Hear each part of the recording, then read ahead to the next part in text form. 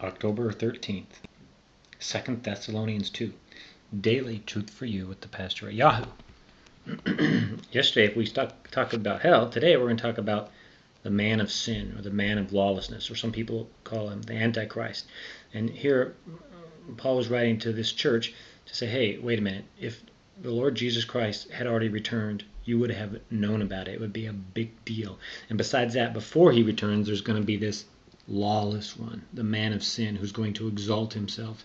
And Satan is going to be allowed to perform all kinds of fake and counterfeit signs, wonders, and miracles, and the whole world is going to be falling apart. But until then, he says there is one, doesn't clarify who that one is, who's going to hold back the lawless one.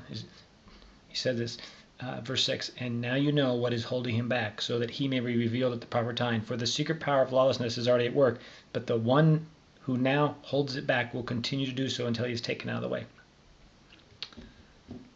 It would seem to me that it would be pretty clear in this passage that the one holding back the man of sin is the Spirit of God, and it would be easily believable to see that the Spirit of God, after the cross of Christ being deposited in believers, that it's the universal true church of God, and all the believers who have the Spirit living in them, that we are the salt and the light of the earth, reflecting the image of Christ, and we're, through his Spirit, holding back and keeping the earth from being destroyed as such. And so maybe there's a scenario, of course lots of people disagree, but that when the church is taken out of the way and the Spirit of God with them creates this vacuum on the earth, that then the man of sin, the lawless one, the Antichrist, will have free reign to deceive the whole world, and that's when the rebellion will occur, and that's when final judgment will happen, and then the second return of Christ.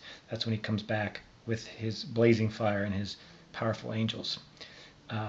So all that is ahead of us.